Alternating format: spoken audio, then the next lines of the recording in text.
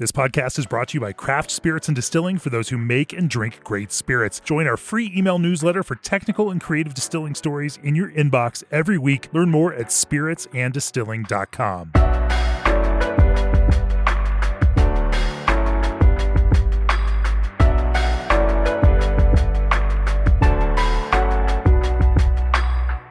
Hi guys, welcome to the Craft Spirits and Distilling podcast. This is episode number 7.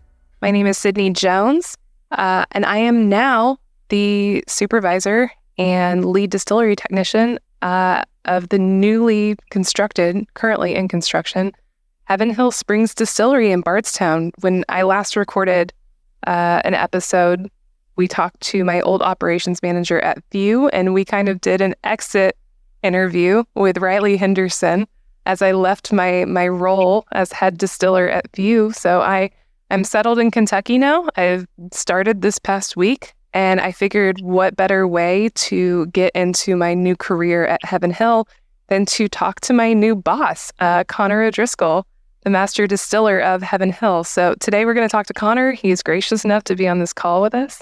We're also going to talk about what Springs is, what it's going to look like, what it's going to make, and what it takes to be a Heaven Hill master distiller, because I don't even really know. Conor does a lot of things that I can't fully wrap my head around. But before we get into all of that, say goodbye to the complexities of ordering equipment and supplies from multiple vendors, and say hello to the efficiency and simplicity offered by Lotus Beverage Alliance. This new alliance brings together craft beverage industry powerhouses GW Kent, Alpha Brewing Operations, Stout Tanks and Kettles, Twin Monkeys Beverage Solutions, Brewmation, and Automated Extractions to provide an unrivaled portfolio of craft beverage equipment and supplies. Experience the convenience of working with one vendor, one source for all your craft business needs. Visit lotusbevalliance.com now and start streamlining your process today. And Country Malt Group. They're proud to support craft distillers across North America with a carefully curated portfolio of the best everyday ingredients and supplies, including malt, adjuncts, fruit, yeast, and more. Visit countrymalt.com/distilling to view their complete list of distilling products, resources, and podcast episodes. Hi, Conor. Hey, Sydney. That was quite the mouthful. Thank you. It's a lot of words. But they're cool partners. So there you go. Works out well. So tell us a little bit about yourself for those who might not be familiar with your career. You've been in the distilling industry over 15 years now. Actually over 20 as of Over 20. Yeah. We got to update that interview on the Heaven Hill website. I know. And people copy and paste it onto other things. Like, no, it's 20 years now. But anyway, that's all right. You don't age in this business. It's just, it stays still. Really? I feel like I get older by the day. So yeah, clean living and good whiskey. That's what keeps you young looking. So yeah, I got into the business in 2004. My background is I'm a chemical engineer, grew up in Ireland, went to school over there. A very long, twisty path took me to Louisville. I'd always said if this American adventure didn't work out, it'd be fun to go back to Dublin and get a job making Guinness. But once I got married and settled in Louisville, I was like, well, this bourbon thing looks like fun. And it was a very, very different landscape back then. There were 9 distilleries in Kentucky, and I think there was something like 11 in the country. And of course, now there are 2,600 in the country and over 100 in Kentucky. So hiring was very slow. I knocked on distillery doors for a couple of years. And like I said, eventually in 2004, Brown-Forman hired me. And the previous person hired into that role had been hired 26 years prior. So that's how slow hiring was. It's obviously, like I said, very different now. But 5 years of Brown-Forman in Louisville. Then I went to Woodford out in Versailles, about an hour east of here. Commuted to Versailles every day. That was for another 9 years or so. Then I left Brown-Forman in 2017, joined Angel's Envy. Was there for about 18 months when Heaven Hill called, and we started discussing this job, and I said, yes, please. It's funny how that happens. Sometimes someone from Heaven Hill just calls you and tells you about a Where job. Have we heard that story before? Huh? This is exactly how I came into my current role. I hadn't thought about that, but you're dead right. Conor reached out to me and said, "Hey, let's talk." And I'm like, "Cool, about what?" What are you doing for the rest of your life? And then I asked if I was hallucinating, and here we are a few months later. Here we are. Really fun. Yeah. Maybe it's just that good of an hallucination. Maybe. I don't think the drugs are that good. Not yet. But you specifically have a fermentation science background, or a focus on fermentation, because you and I have talked a lot about fermentation in terms of like Heaven Hill's standpoint with fermentation. And I've talked a lot about this with other distillers on this podcast, that how I believe fermentation is such a crucial aspect, not only of whiskey making, but whiskey flavor making. And some distilleries will go down a crazy rabbit hole with fermentation, and some of them don't necessarily pay it as much of appreciate. Yes, exactly. Yeah. So tell us a little bit about your kind of whiskey fermentation philosophy. Well, you're right. I mean, without fermentation, there is no beer, there is no whiskey. That's where obviously all the alcohol comes from, which is kind of the point. But then if you want it to be palatable and taste good, you run a good fermentation, keep the yeast happy, they make lots of alcohol and lots of good flavors. And without that, I'm not sure what you got. You got polenta, and we're not in the polenta business. So, but yeah, the striving for better fermentation has so far been a 20-year endeavor, and it continues. And what were you fermenting before whiskey? What was that? What was your focus? Well, it's pretty. I've fermented a collection of weird things. When I started my career in Ireland with Pfizer, and we fermented an Aspergillus niger that was making citric acid. Pfizer was founded on citric acid. The plant in Ireland had developed a strain of Aspergillus that made lots and lots of citric acid. Very sexy and enthralling process. Actually, from that point of view, it was kind of cool. Then when Pfizer sent me over here, they sent me to Terre Haute, Indiana. There was a brand new plant there. We were using a genetically engineered bacteria to make the enzyme used to make cheese. So somebody had figured out how to get the plasmid, the gene, from the stomach of veal calves, had put it into this E. coli bacteria. We fermented it. The E. coli bacteria had this genetic material telling it to make this protein, which it did. And we then recovered, concentrated, and sold it as the enzyme used to make cheese, saving millions of veal calves in the process. We love saving veal calves. However, something about the genetic modification of organisms to create it just sounded like the intro to a horror movie for a minute there, or like at least like how The Last of Us started, Not quite. I mean, we could go down that rabbit hole. The challenge, bacteria are not that robust as it is. And then when you saddle them with this big lump of DNA that isn't theirs, it massively handicaps them. So the challenge with the fermentation was that was the biggest struggle for keeping a fermentation sterile with only the E. coli in there. Because if anything got in it, it would outcompete it in about 15 minutes and your batch was lost.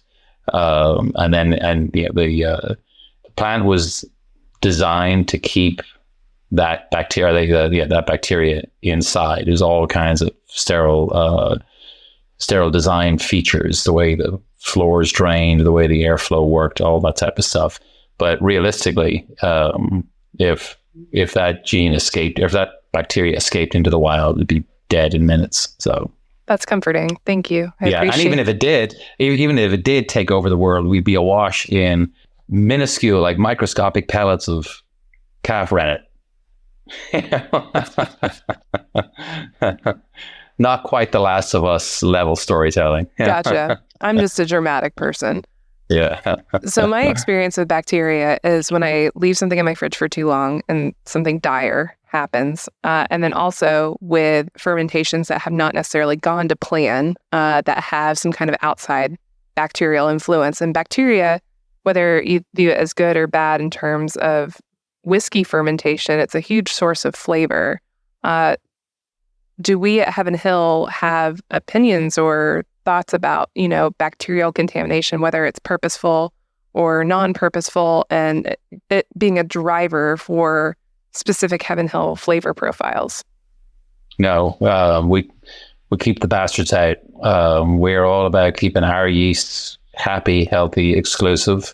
Generally, you're right. Bacteria get in and they make cheese taste funky, or they make yogurt do crazy things. But we're fermenting grain to, produce alcohol and good flavors, and the yeast, it's yeast that does that.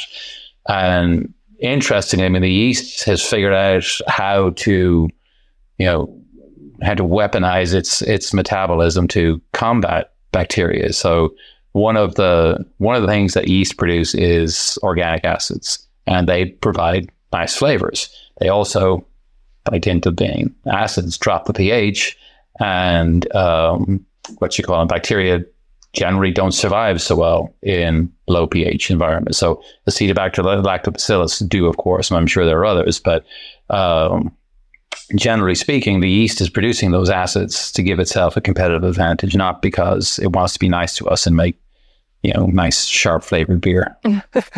That's true. So something that I really love about kind of my new role and what I'm going to be learning, and something that you've talked a little bit about in press releases for the new Heaven Hill distillery, Heaven Hill Springs, currently being constructed here in Bardstown. Whole reason I moved to Kentucky was to work at this operation, but we are going to be utilizing live yeast instead of dried yeast. So talk to me a little bit about that, not only for the knowledge of our listeners, but also just because I'm going to be working with this too. And the more I can know, the better, because I personally have never worked with live yeast. Well, it's pretty cool. But the first thing, there's nothing wrong with using dried yeast. Of course. Bernheim Distiller, we make 1,500 barrels a day of great distillate that goes on to become, award-winning whiskeys across the spectrum.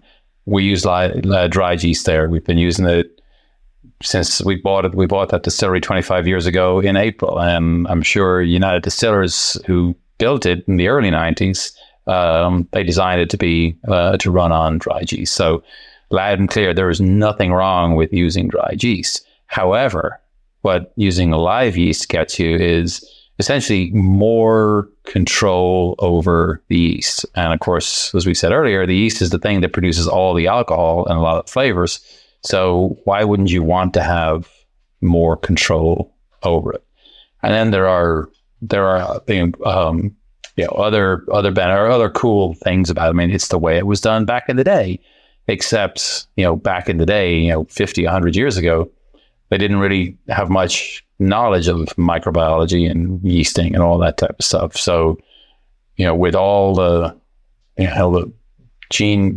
yeast genome has been mapped. So with all that level of knowledge, we can really optimize every stage of the yeast production process prior to fermentation. So it'll set you up with the likelihood of a much more successful fermentation, which again is what we're in the business for.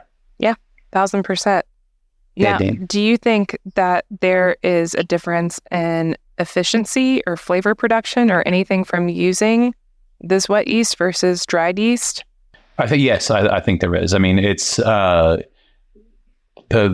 first place it kind of shows up is in fermentation kinetics. The yeast gets into the fermenter and gets going much faster than dried yeast. Now, this of course assumes that you've got a well-conditioned, the well-conditioned yeast culture that you are scaling up from the lab into the fermenter appropriately and doing all the transfers and growth stages at the right times and temperatures. The mindset that you need to get into and everybody else is that the yeast drives everything, and it's not like I need to take my break, or it's on a Saturday, or I'll get it in 3 or 4 hours. No, you kind of get it now. I mean, yes, of course, there's a little bit of wiggle room, but the yeast sets everything, and the whole Springs distillery. And when we're open for tours, I invite all your listeners to come and visit us, or if you happen to be driving by in Bardstown, you'll see it's a huge facility, but every part of it has been designed around the yeast life cycle, basically. So the single-celled fungus has got us to invest $150 million to keep it happy and healthy. What everyone's actually listening to is just basically a work meeting between my boss and I. Training class, yeah. Exactly. But no, I think this is really cool because it kind of lines up with what I've always told people about yeast when they have questions and they've come to me, whether it's on a distillery tour, if I'm talking to someone and doing education, is that you have to view yeast as what it is. It's a living organism. It's like my dog or my cat. If I want my dog or my cat to be happy, I need to give them all the things to be happy. I have to feed them on time. I have to give them a nice, comfy home. I have to make sure that home is clean. I have to make sure that there's oxygen in that home, which is kind of a given. Yeah. In a house. Plenty of food. I mean, you're right. It's all those things. It's all those things. They're not that much different than a pet, essentially. Well, I was doing a tour for some bartenders at Woodford, Camp Runamuck. We talked about Camp Runamuck. It was a Camp Runamuck group several years ago at Woodford, and I was explaining how we do yeast and just kind of waxing lyrical about it. And one young lady says, "So round here, yeast is queen." I was like, "Yes, that's exactly it. Round here, yeast is queen." Man, I want that on a T-shirt or a hat or a sign. If anyone would like to send me something that says that, I will display it prominently and I'll credit you. That's kind of great. Yeast is queen, for sure. Yeah. So we talked a little bit about how Springs is designed around yeast. Do you want to tell us a little bit about, where the idea of Springs came from and, what Springs is going to be doing when we're online at the end of the year? Because it really is, it's your professional baby. Yeah. Well, me and lots of other countless other people, parents, lots of other parents. But yes, there's a team that's been working on this construction has gone on for almost 2 years now, and we probably had 2 years of design discussions and planning discussions before that. But where it came from, we've got the Bernheim Distillery in Louisville, the world's largest single-site bourbon distillery. We've been working over the last several years to really optimize it. And, the team, we've done some just cool stuff. And last year, we produced over 441,000 barrels. Turns out that's not enough. So we've got, among our brands, we've got Evan Williams, which is the second largest by volume bourbon brand out there. We've got Elijah Craig, our super premium, that's, growing and growing and growing. And we've got Larceny and Rickhouse and Pikesville and Old Fitz, and we have a huge portfolio. They all continue to grow. They continue to grow well, and that's why 440,000 barrels isn't enough. Because of course, the whiskey we make today goes in a barrel for at least 4 years, or if it's Elijah Craig, it's 8 years. If it's Old Fitz, it might be 19 years. So we're looking out that far and planning for growth. But the worst thing that can happen is 10 years down the line, say, "Oh shit, I wish I'd made another 100,000 barrels 10 years ago." But so we're looking at our crystal ball and planning that. So when you realize that you've maxed out the world's largest single site bourbon distillery, pretty much your only choice is to build a new distillery. And that's kind of where it came from. So it's a really great example. Heaven Hill's been around since 1935, so almost 90 years. The first distillery that they had back then was called Old Heaven Hill Springs, and it was built on a spring, surprisingly. And the Heaven Hill name came from, there actually was a guy called William Heaven Hill. That was his last name. It was one word, Heaven Hill. And the Shapiro brothers built the distillery on his farm, essentially. And when they registered the license, the clerk typed it up wrong as Heaven Space Hill. And when they realized that, they went back to refile, and the clerk was like, "Sure, it's only a $25 refiling fee." which in 1935 was a lot of money. Yeah. So they said, you know what? Never mind. Let's leave it the way it is. For me personally, that's a lot of money. So yeah, I'm not giving up $25. Actually, good point. It's still a chump change, right? Yeah. And of course, they had just invested. If you think about 1935, Prohibition had just ended. They had no experience in the whiskey business. They had no brands. They had just invested a chunk of change in it, and they were probably thinking, "Crap, another $25? Where's all this money going?" So anyway, but isn't it cool that we make bourbon up on Heaven Hill? Yeah, who wouldn't want to drink whiskey from heaven, right? My mom very famously calls Heaven Hill Heavenly Hill, no matter how many times I correct her. And this is just what it's known now in my family. It's Heavenly Hill. Sydney works for Heavenly Hill. Perfect. And then the other one is Heaven Hills. So it's just Heaven Hill. It's not Heaven Hills.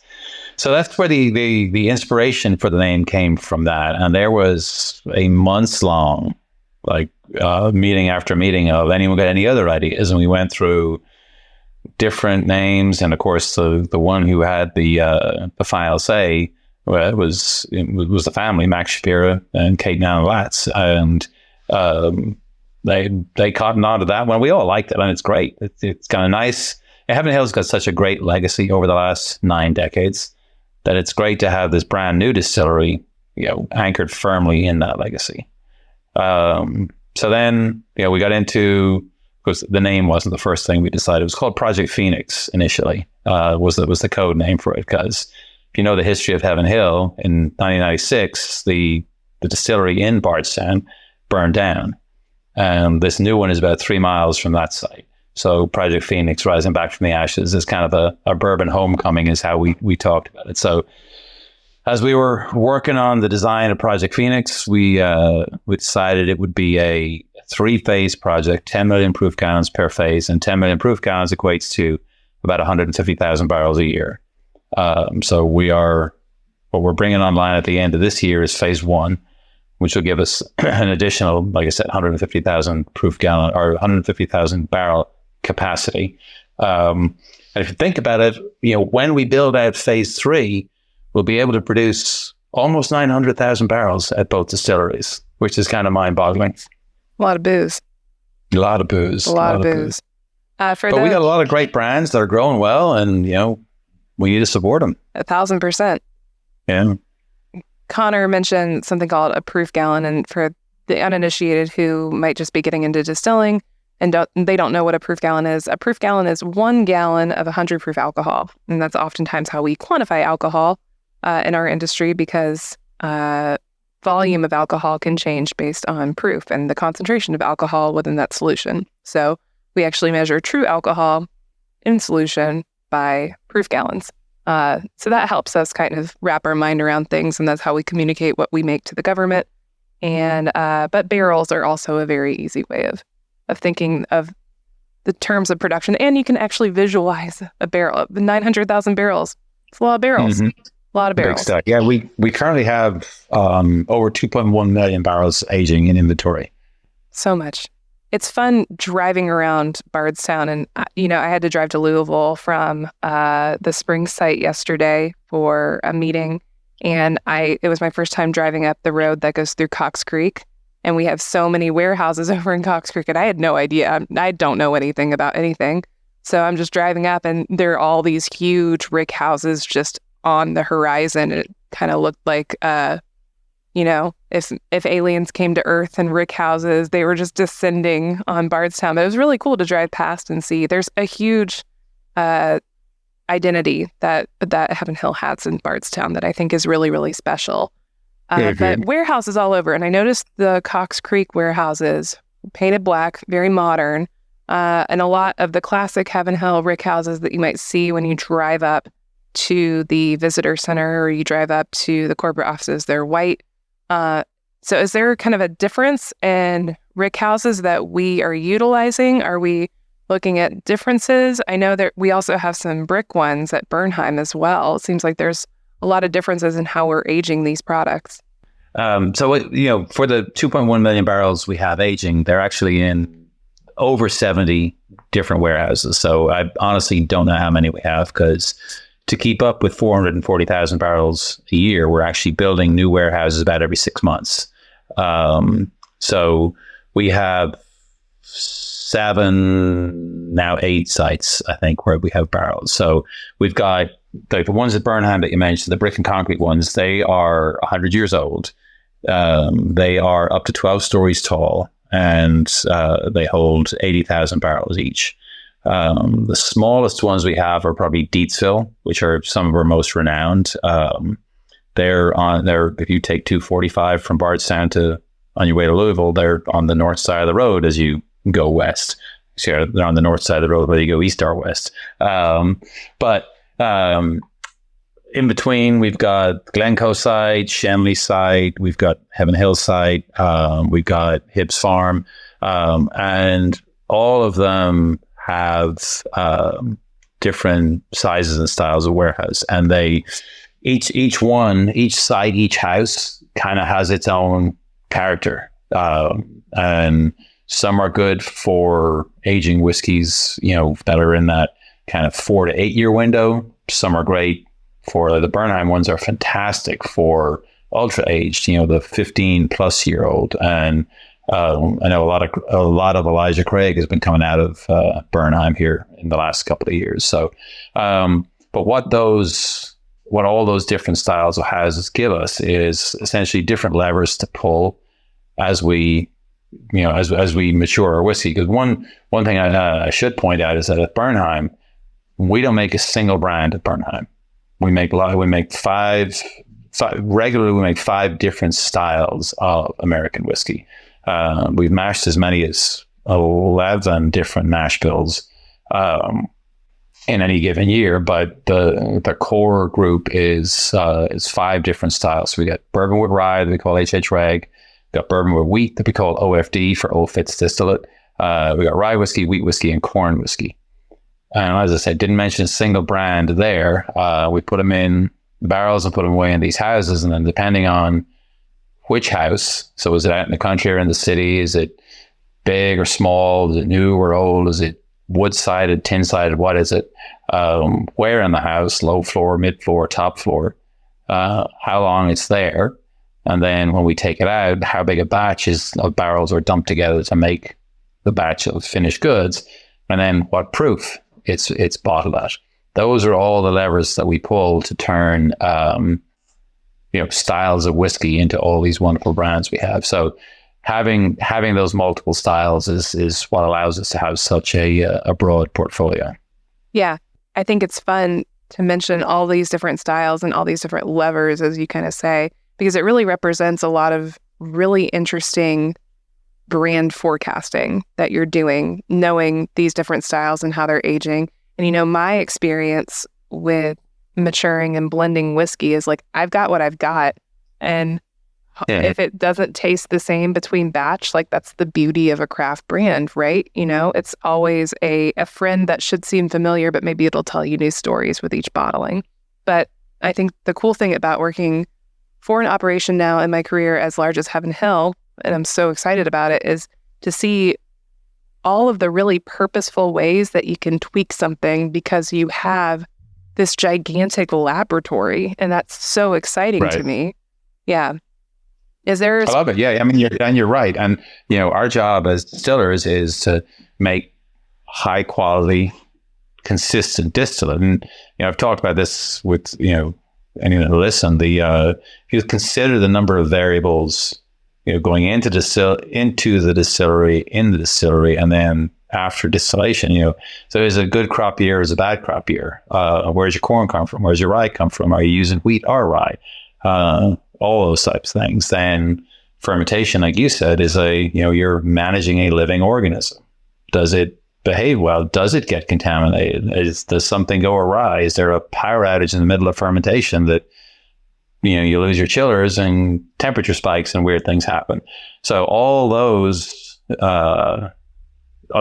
variables, we control those as best we can and make ideally a consistent distillate. You put it in a barrel. It's a charred white oak barrel, right? But is it Ozark oak or Appalachian oak? Is it what happened to that oak over its 85 to 100-year life that's going to impart different flavors. And then we get to the warehouses and all those levers. So yeah, it's pretty cool. And I'm sure you've noticed, like, even on our scale of the 1,500 barrels a day, I mean, when we make a very consistent batch of whiskey and we'll put it in very consistent barrels and put it away, none of those 2 barrels will taste identical. They'll all be close, but you can taste 2 that sit right beside each other on the same rickhouse, and because of differences in the wood or whatever, the whiskey will taste different. And I think it's a great testament. There are a lot of brands out there that will make whiskey in one way. They'll age it in one type of rickhouse. They'll age it with like one type of, it's a very strict way of thinking. And it works very well for some brands. But I think what we have done with all of these different mash bills, with all of these different styles of rickhouses, with now a different distillery that's going to function differently than Bernheim, I think it's a really good example of there's no one way to make exceptional whiskey. There are bad ways to make whiskey, but there's no one way to make really exceptional whiskey. And that's a very good distinction. A testament to that, Now, it's always interesting when, a non-distilling producer builds a distillery after having built a brand with one distiller's product. And we've built our brand with Bernheim distillate. I think it's going to be interesting to see the differences that we're getting from Springs distillate when we are online. So what are you kind of predicting might be the differences in flavor? Hopefully not worse, but not worse. We will talk about worse, but well, I mean, of course, there's lots of space for it to be worse because the Bernheim stuff is so good. But I do not expect it to be bad. I do expect it to be different. I can't tell you how different. Now, the very first batch we make will probably be a little bit of an outlier because everything is brand spanking new. I expect we'll make a very high quality, consistent distillate. And time will tell how it compares to the Bernheim distillate. But I mean, realistically, we could have copied and pasted every feature of Bernheim and put all the dings and the fermenters and whatever else and transplanted it to Bardstown, and I can guarantee you it would make different whiskey. Oh yeah, 1,000%. It's impossible to create identical distillate at 2 different sites. I mean, from a biological perspective, you've got different flora and fauna in the air, and then you've got different, microclimates on sites and things like that. I'm very personally, the Bernheim distillate, it's so clean, it's so bright, it's very corn forward from when I tasted it, and it was distilling HH1. I'm really excited. HH Reg. See, I'm new. I'm 5 days in, guys. 5 days in. It stands for HA, Heaven Hill Regular. So we're all learning. And you're right. It is. I mean, it's 78% corn, 10% rye, 12% malt barley. Everyone's got a recipe. They can go out and make our whiskey now. I mean, literally, there are people who just gave me a recipe. I was like, okay, what are you going to do with it? Oh, yeah, good point. What are you going to do with it? It's a great comeback. Build a distillery? Probably not. Are you gonna build a $150 million distillery? Exactly. So I mean, you're right. It's got a lot of corn sweetness, some grain notes in it. I love how it's got even at 140 proof off the still, it's got a lot of like fruit and floral notes, especially in the back. But yeah, it's just a super clean. No off notes, no funk. Just for those who haven't tasted, my dog is Pilsner. No one can see Pilsner on the podcast, but I can, and Pilsner's very cute. You're a dog person. I am a dog person. Pilsner's adorable. Sorry for those who can't see him. I have 2 dogs, a black one called Porter and a blonde one called Pilsner. My dog's name is Phoenix, like Project Phoenix, so I appreciate that. No kidding, that's cool. I didn't know that. That's awesome.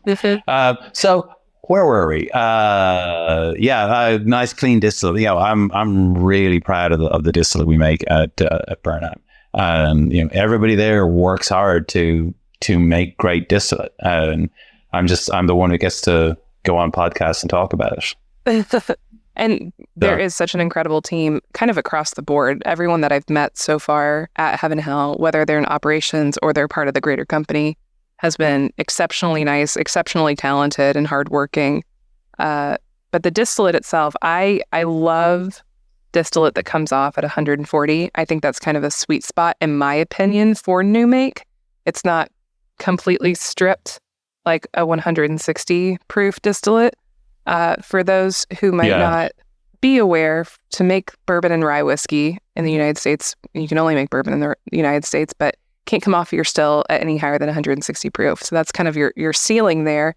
And 160 isn't neutral by any means, but it's still like, it's a very clean distillate. And there's no bottom there, but you still want it to be high enough in proof that you'll get these really nice maturative effects when it goes into cask. And 140 proof for me is just kind of that sweet spot. And I love the flavors that I picked up from that. But there's still like a very much like it's a corn whiskey. Like you can taste those grains. It's not so high in proof that you're just getting like a very ethanol forward product that's just going to showcase oak after a maturation, you know? Right. Well, you're dead right. I mean, you think about it, like everything we've talked about, the yeast and the flavor it contributes, and the corn and the rye and the wheat and all those things, those are all pre-distillation. So you distill it at 160. What's the point in doing all that hard work? Because you've just boiled all that stuff out and left it behind. So at 140 proof, I agree. You're at there are business reasons as well. I mean, it's economical to do it at that, but from a flavor point of view, you go much lower. Now you're bringing over kind of longer chain alcohols, and you get those kind of dirty, waxy, cabbagey notes coming over. And don't know about you, but I don't like dirty, waxy, cabbagey notes in my whiskey. I don't like cabbage. I don't think I've even had cabbage, but I can just tell you I don't like cabbage. Yeah. No, I'm fully of the belief that alcohol is agriculture. And when I taste alcohol, especially whiskey new make, which I think is like a showcase of like alcohol being agriculture, I want to taste that agriculture. I want to taste those grains. I want to taste happy fermentation notes. And it makes me sad when I can't. It makes me sad when I try a whiskey and it's just like an oak bomb that just hits me straight in the face. And that's what I love about Heaven Hill products, is that you can taste that identity, especially, and it tastes like Kentucky. That sounds like a dumb thing to say, but when I came for my interview and I was like sampling Evan Williams in the Evan Williams experience, and I'd had it before, but there's just something about it. It did taste like Kentucky. And that's what you want. Home field advantage, yeah. No, you're dead right. I mean, actually, in interviews like this, I'll often say something along the lines of, Kentucky is an ingredient. There's been lots and lots of people trying to replicate Kentucky whiskey elsewhere, and some of them are making good Illinois whiskey or Chicago or Colorado whiskey or Texas whiskey, but they're not making Kentucky whiskey because you can't do that elsewhere. And the water here, the climate, the hot summers, cold winters, all that stuff we keep talking about, that's what put Kentucky whiskey on the map. And that's why before this boom started, there were 9 distilleries in Kentucky and 2 in the other 49 states. Yeah, it makes sense to me. Someone who's made whiskey in Illinois and Florida. I get it. I do get it. And I really want to hear specifically what it's like being a Kentucky master distiller, because you're kind of a breed all your own. It's always interesting to talk to you guys. Well, I guess I'm an Irish master. You're an Irish master distiller. An Irish Kentucky master distiller. Exactly. But before we dig into all of that, is your brewery, distillery, or heck, we'll even say a brewstillery, looking for better control of production, finance, compliance, inventory, supply chain, etc.? You want a system that untaps your potential and future-proofs your strategy. You need total visibility in every aspect of your business, and you need it on demand. Visit CraftedERP.com to learn how Crafted meets you where you are today and prepares you for everything that's coming tomorrow. CraftedERP.com. And also, craft the perfect blend every time by enhancing the flavor profile of your spirits with Technoblend's state-of-the-art blending and batching technology. Technoblend is the trusted partner of distilleries across the country, providing solutions for unparalleled accuracy and consistency in the distilled spirits production process. Visit technoblend.com today to discover how our innovative solutions can redefine the art of distillation. Technoblend, blend the best. So, Kentucky Master Distiller. What does that mean? What is that like? What can I maybe aspire to one day? I don't think I'll ever get there, but it's cool to talk about it. Yeah, you can never know. Never say never. I got to retire at some point, right? There's but not big anytime line. soon. There's a big line before me.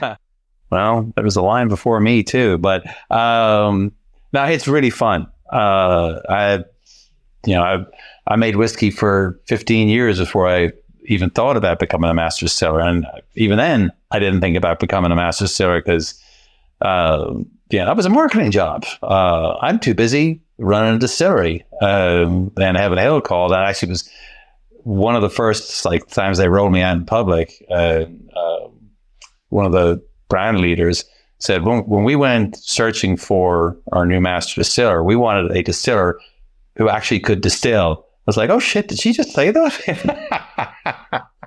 Shots fired, but I was okay with that. So, I got into it because I like making whiskey. I enjoy making whiskey. And, the several distilleries I've worked at, we've been able to, continue to, optimize the process and, remove variables, strive for that more consistent distillate. And it's cool. I'm a chemical engineer, so that kind of aligns with that. And the whole thing kind of comes together. But getting this role with Heaven Hill was like all the bits came together because, at Woodford, I would often, be asked to show a VIP around or whatever, or tell us about the process type of thing. And it was fun. It's fun to do, I'm not going to lie. And now I get to do a lot of that, and it's still fun. But at the core of it really is working with the team to make good whiskey. And, I'm not going to sit here and say 5 years ago, Heaven Hill weren't making good whiskey. And only then, obviously that's not true. Heaven Hill have been making great whiskey for longer than I've been alive. So what my job, the first job I had to do when I joined the company was not screw anything up, and kind of figure out that legacy and figure out where my link in the chain was, and kind of keep things going, and then start, doing what I was hired to do, and optimizing the process, removing those variables. We've done a lot. It's stuff like safety improvements. There were some significant safety deficiencies at Bernheim that we've managed to engineer out. But it's kind of the whole ball of wax, and being the buck stops here guy is I enjoy the role. And again, the team there are great. They are as passionate about making great whiskey as I am. And there weren't many struggles when I was like, well, let's stop doing this one thing and for these reasons and see if we can make it a bit better. Or if we're doing this thing, let's tweak it a little bit and move it a little bit and see what the impact is. And, so it's a never ending, make the change, evaluate the change, do it again. Yeah, it's a new concept for me because I've worked at a few different operations now, but they've been very small. And I've known the people that founded them and ushered them along. And I knew the distillate intimately because it wasn't that much older than I was in terms of the age of my career. And in some cases, I was there from the ground up, So how do you even start to usher or shepherd the legacy of such a big historic brand and, blending and working with this liquid that someone laid up generations ago? It's a new concept for me. I'm wrapping my head around it. And how do you honor kind of these people that came before you in a professional blending, distilling sense? That's a really good question. I think it's essentially what I said, that I don't come charging in and I'm going to fix everything because you all don't know what you're doing. Obviously, that's not true. But kind of come in, evaluate, see what's going on, understand the cadence of the place. I mean, whether you're making 1 barrel a day or 1,500 a day, the process is still mill it, mash it, ferment it, distill it, age it, right? and then start understanding. There's something we talk about a lot is the house style. And you talked earlier about how some companies make one distillate and one style of house, and that's their house style, and they make that's Jack Daniel's basically the biggest. Jack Daniel's outsells the whole bourbon category. So that's the success story. So again, nothing wrong with that, but what I did the first, probably still doing is learning our house style and what my role in that is. Now, there are people on our blending teams. Tawny Cote is probably the most renowned. She's been doing this for 40 years. She knows our aged products better than the rest of us put together. So having the opportunity to work with someone like that and learn from her, and she's just one of hundreds of people in the company who are, focused on making, preserving the legacy of Heaven Hill and making these great whiskeys. So, it's just kind of find your slot and figure out how you can not screw things up, and then hopefully figure out how you can contribute to improvements. I like it. What you talked a little bit about making safety improvements at Bernheim. Yeah, and the great thing about coming into Heaven Hill is that outstanding distillate is being made. That being said, with any operation in the world, there can be improvements that are made, and there's a lot to be proud of with making those improvements. Other than making safety improvements, are there things that you particularly think is the Conor O'Driscoll legacy, other than obviously the building of springs, because that's a huge thing. The building of springs. Yeah. Christ. You want more than $150 million? Yes, I do. But I mean, springs. Neat, aren't you? Springs wasn't necessarily on the horizon when you joined the team. So early on, before Springs started to kind of take shape in your mind, what were some changes that you were really proud of that you think was kind of a big moment for you at Heaven Hill? One of the things that we worked on was I talked about optimizing productivity and all that. So when I got there, we were making 1,300 barrels a day, and then it probably took us a year.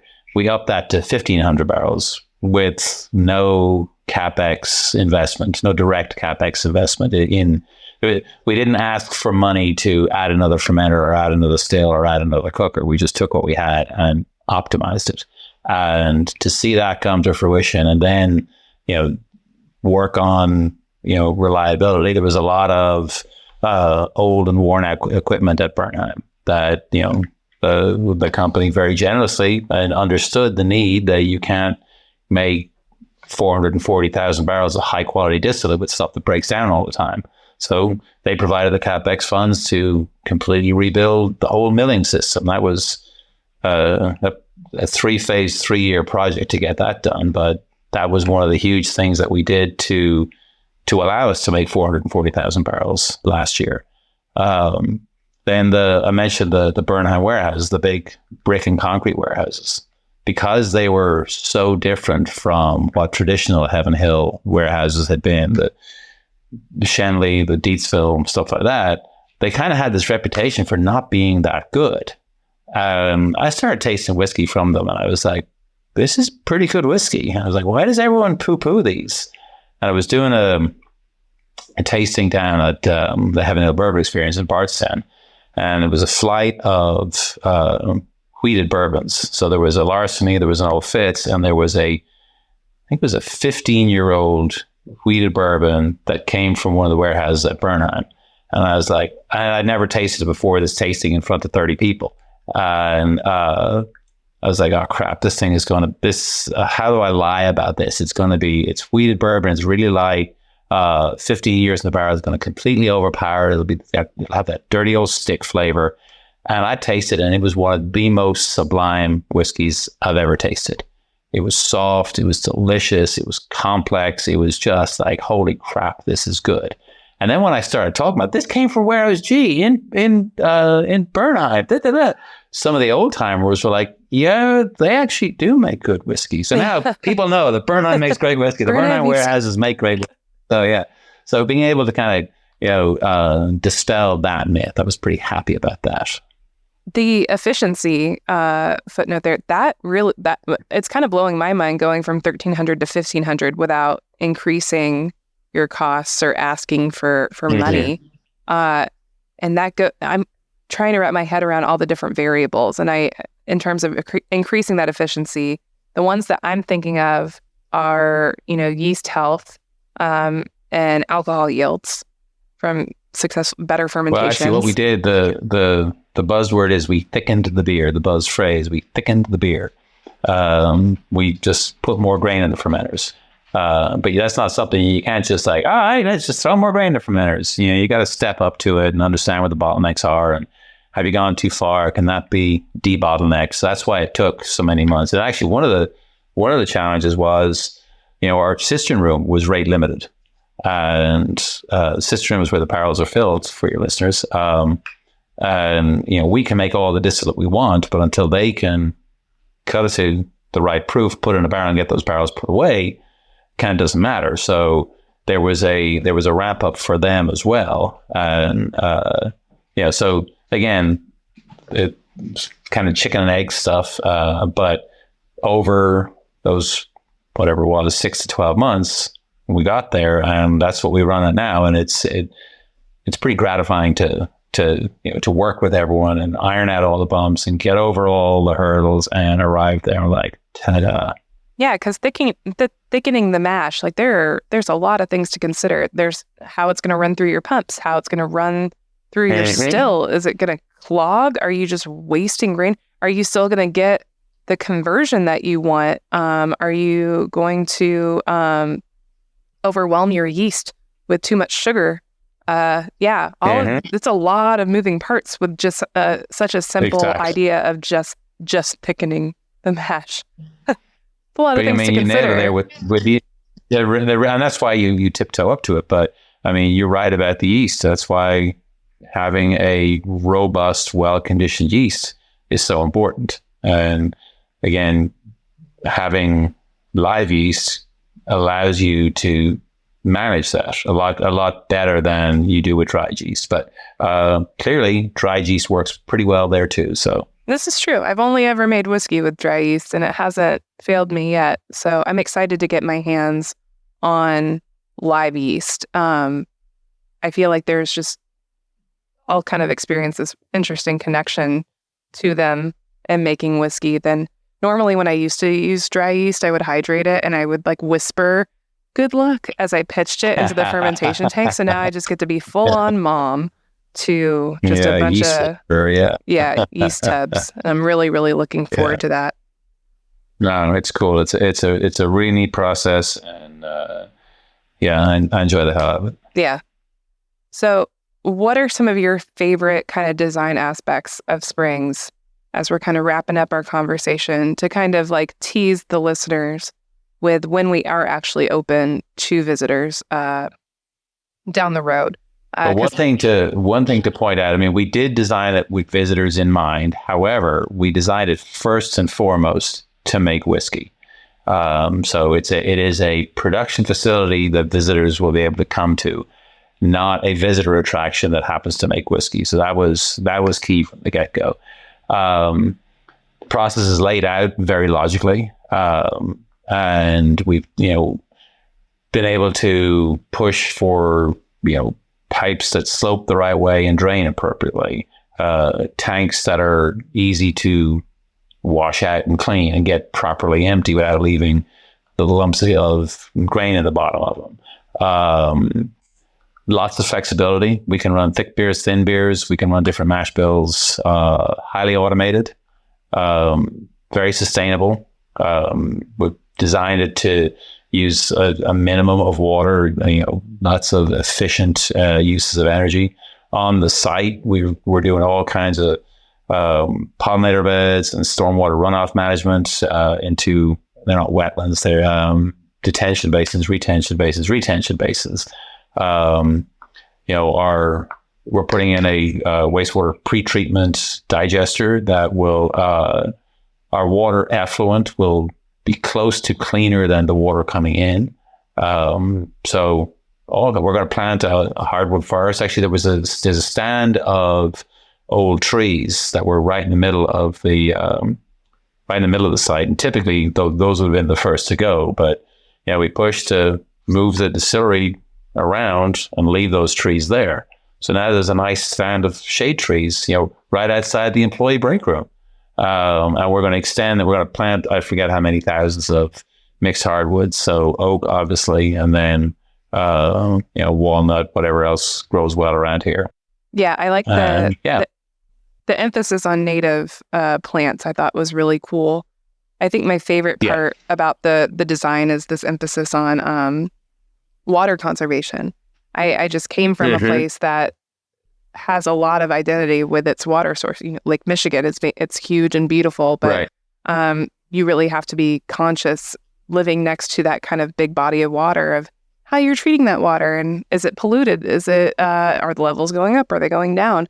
And hearing about water shortages across the country, I have good friends who distill in mountainous regions like Denver, and water conservation is such a hot button ticket from them. Like it's very controversial, and there's a lot of concerns with water conservation. And we talk about Kentucky water, and it's a romantic notion, but it really is being good stewards of water, I think, because we use so much of it. We use so much when we're making whiskey, So and that's, you're dead right. We're not short of water, especially here in Louisville. We've got the Ohio River chunking by, but it's also the right thing to do. And, the more water you put in, the more water you got to distill out. So there are also good engineering reasons for doing this stuff. But but overall, the Rachel Nally, good friend and our director of environment and sustainability, she had a lot of input in the early design and in the ongoing design. And right as this project was kicking off, Rachel called me and said, "You're not going to believe this. Max Shapiro, the executive chair of the company, called and said he wants this to be the most sustainable distillery ever built." And so when you've got that type of leadership and that type of direction, making those decisions is pretty easy. Yeah, I like to think of whiskey as kind of a time capsule. Whenever you're drinking something, you're drinking, the age of the grain that went into that mash, and you're drinking the age of the oak that went into that barrel, and it's 100 years of combined natural effort in one glass, even if it's like a 4-year-old bottom shelf whiskey. Like, there's a lot that goes into that. And the same way with creating distilleries that are sustainable, ultimately Springs is going to be this time capsule kind of effect, and years from now, I hope that people look back on the work that you have done in building Springs and said, this is something that helped create a better future for us in terms of environmental. Oh, right, yeah. I think it's a cool legacy to have. I really do. Well, it's been super fun, working with the team to design and build it. And now we're starting to ramp up the, commissioning efforts. And the next 6 to 12 months are going to be interesting. They will be. That's for sure. Watching it actually come together. Was there anything that made you the most excited seeing it go into the building? Because I wasn't here when the mash tanks or the fermenters or the still got put in. So I'm just getting real excited when I see walls go up or windows put in. Literally every step of the way. Go down there and, when it was a cornfield, and go down and see the first concrete being poured, and then see like the nitty gritty details that we discussed being built in, and realizing that, there's places I've worked that, they've been around for a long time or whatever. And there are either things that legacy things that just no one knew any better, or just it wore out that way or whatever, that kinds of pains in the ass you have to deal with. But then you can say, we're not doing that in our new distillery, or we're not doing that. We're definitely not doing that, and kind of apply best practices to see those go like from conversations to drawings to actual hardware out there ready to start up. That's really exciting. Yeah. I'm not an engineer. I'm not, I don't have a mechanical background. I've just kind of faked my way into all of this. I tricked everybody, and Fake here we till you make it, right? Exactly. But I've always been just the person who I run the distillery, I make whiskey, and like that's what my brain knows. My brain does not know construction. My brain does not know how to read like schematics and things like that. So I'm learning a lot in this new role. Yeah. And I'm assuming this is kind of the first distillery that you have built. Would that be a correct statement? Yeah. Is there anything that By you the way, have? I don't. Well, I don't know shit about construction either. That's what we got guys like Nick Morris for. Very true. But yeah. what are some things that you've kind of learned from the process of building this monumental thing? Because it's not any small project. It's a huge undertaking. No. And you've kind of just thrown yourself into it. First thing I've learned is how cool it is to be surrounded by smart people who care about the same things you do. And who are passionate about it and are willing to listen to you, and provided you're willing to listen to them, I have learned a shit ton about that. And it's you get this title and everyone assumes you know everything, but to be able to sit in a room and either propose something and hear it discussed and built upon and maybe torn down, and like, well, what about, and have those type of conversations? That's really good. I mean, this is not by any means Conor's distillery. Yes, I've had a significant role in it, but we all have. And, Anna Hibbs, our project manager, Kevin Boone, Adam Gano. I mean, we could sit here for another hour and list off all the people, all the contractors it's great. Like the husting and mechanical guys were doing all the mechanical installation. Every single one of their pipe fitters and welders I've talked to just loves working down here, and they're excited about it. This place is so cool. And I was like, it's cool because you guys are building it, So yeah, it's really fun. I'd say it takes a village, but it's more like it takes a small city worth of people to build a small city. Yeah. And the team's team so far, the Springs team has been really incredible to meet them and get to know them. You mentioned Adam Gano. He's going to be the distillery manager. He's going to be the one that I'm reporting to day to day. I'm really excited to be working for him. Anna's the project manager, correct? Mm-hmm. Yeah. So a lot of really talented people. Really talented people, and great people to work with too. A round of applause for the hiring managers at Heaven Hill who found all these people. Yes. Yeah. Well, I think Springs is going to be a really incredible site. I'm really excited to get to work on it. I'm so thankful that you brought the position to attention. We're excited to have you, and we got lots of cool things to do, and we're building a great team. And actually, you'll get a hand of that now. You'll start interviewing your team here, in a week or two, probably. Mm-hmm. So that's true. The big thing I'm looking for is whether they're cool or not, whether they drink coffee or not, whether they tolerate Taylor Swift or not. Yeah. These are all the important things to me. I have an almost 19-year-old daughter. I am a Swiftie. Proud Swiftie. I've seen it. I saw the 1989 tour and loved it. This is the best thing I've heard, I think, all day. Thank you for sharing that with me. You heard it here first. Proud Swiftie. Yep. Yeah. Well, I think that's a great note to close on.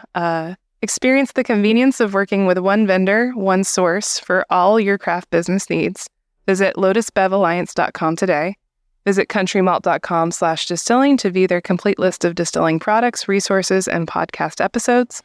Visit craftederp.com to learn how Crafted meets your business needs where you are today and prepares you for everything that's coming tomorrow. craftederp.com. And visit technoblend.com today to discover how their innovative solutions can redefine the art of distillation. If you've enjoyed this podcast, go to spiritsanddistilling.com and sign up for our free newsletter featuring news stories every week from some of the best writers and distillers in the distilling world, like Conor.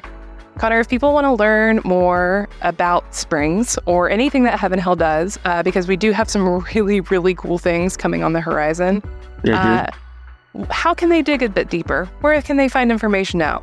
heavenhilldistillery.com. Mm-hmm. It's a huge resource there.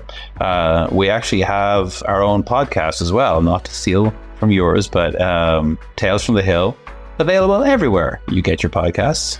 And then if you happen to be in Louisville or Bardstown, we've got the Evan Williams Bourbon Experience on Main Street in Louisville, We got the Heaven Hill Bourbon Experience in Bardstown, and then your neighborhood liquor store. You can learn all you want to know about Evan Williams, Elijah Craig, Mellow Corn, Rittenhouse Rye. Your neighborhood bartender too probably knows quite a bit. Exactly. Yeah, bartenders I'll go in market to talk about whatever new thing we're bringing out. The bartenders are the coolest. They always want to know about Mellow Corn and Rittenhouse. But yeah, and they're, keep an eye on heavenhilldistillery.com, because that's where news of upcoming releases usually shows up first. And we've got something cool coming up in about 3 weeks, 2 weeks. And of course, everyone's eagerly awaiting the next Parker's Heritage, or the next Heaven Hill Heritage Collection, or the next Old Fitz, the unicorns that we bring out. But all kinds of cool stuff. Yeah, lots of fun things. The Instagram is also great. There's like 10 different Instagram sites that are associated with different Heaven Hill products, like Rittenhouse just got launched. There's a Mellow Corn Instagram. Yeah. I love the Mellow Corn. I don't know who runs it, but I want to be best friends with them. It's hysterical. Pretty irreverent, yeah. Yeah, it's great. But then also Heaven Hill Distillery, and then the Heaven Hill Bourbon Experience, the Evan Williams Bourbon Experience, all of them have social media as well. Thank you guys so much for listening to us today as I continue to talk to former and new bosses, and just indulge me on this. But we'll be back in 2 weeks with another in-depth distilling conversation for you. Thanks so much for joining us. Cheers. Thanks, Sydney.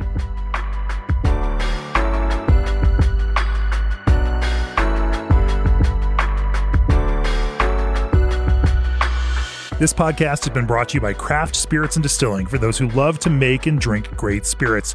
Join our free newsletter today at spiritsanddistilling.com for pragmatic, technical, and creative distilling stories in your inbox every week.